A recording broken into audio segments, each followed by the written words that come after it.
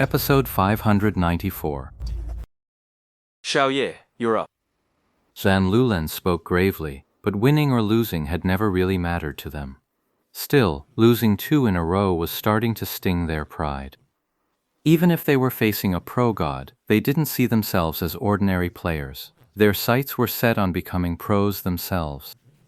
If there's that big a gap between pro players, wouldn't that be a joke?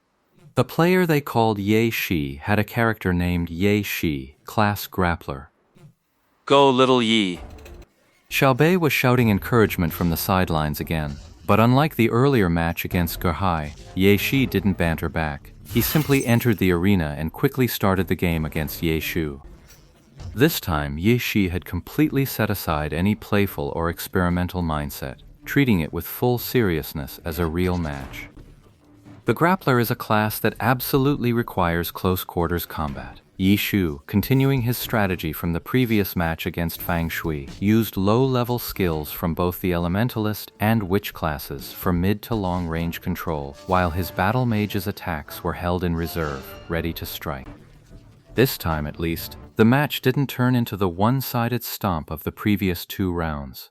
Zhan Lulan finally let out a breath of relief. Xiaobei and Fangqin Gehai were both a bit awkward. Ye Shi's skill level wasn't any better than theirs, so clearly this was a matter of attitude. If they got serious, they really shouldn't have been beaten so easily by a pro.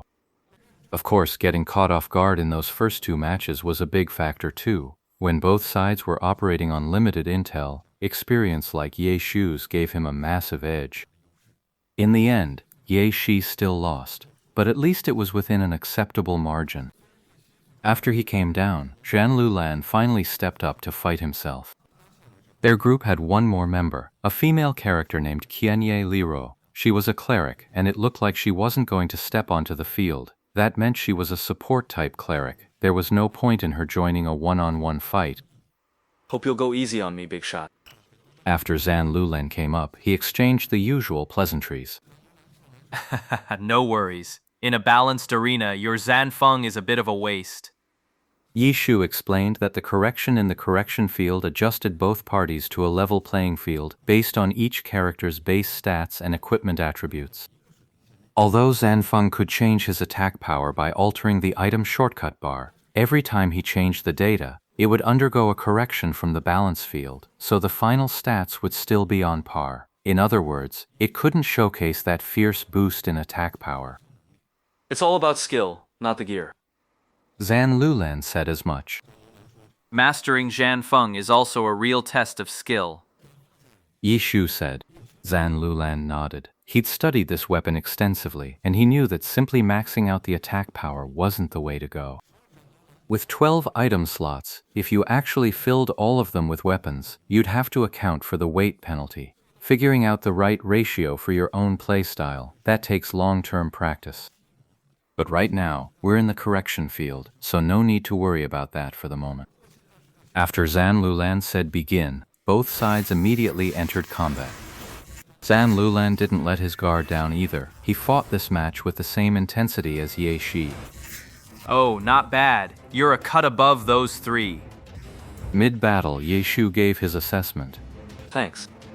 Zhan Lulan acknowledged it, but this was nothing new to them. They sparred often, so they all knew where they stood in terms of strength.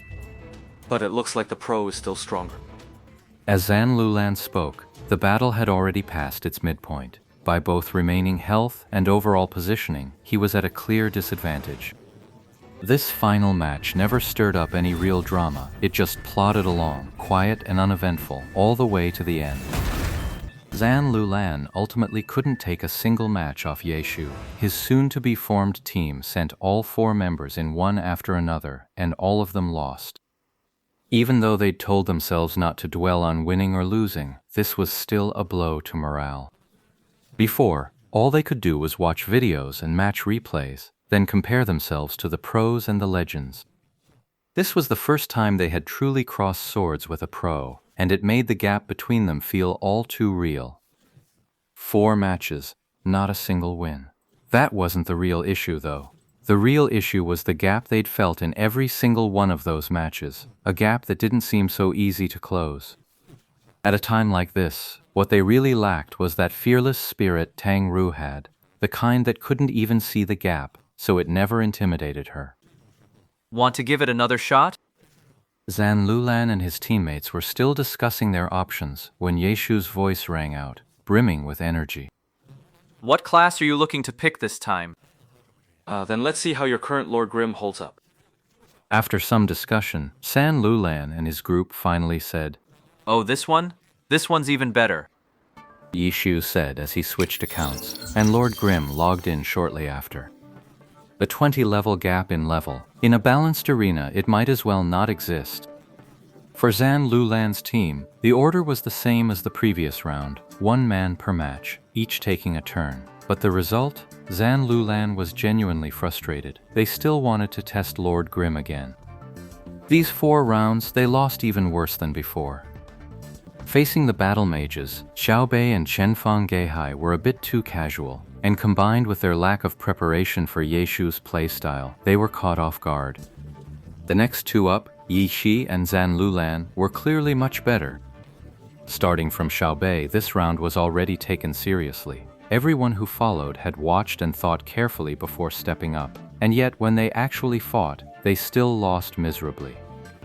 Facing these 24 completely mixed-skill, unspecialized players, the 4 of them clearly couldn't keep up, both in experience and judgment. After the 4 of them returned, defeated, the cleric Qianye Liro quietly remarked, Even if this were a tournament match, you'd still lose this round. The point of a ring match is that the combined damage from all 4 players couldn't drain Lord Grim's health. It looked like 4 separate duels, but in truth it was a 1 versus 4.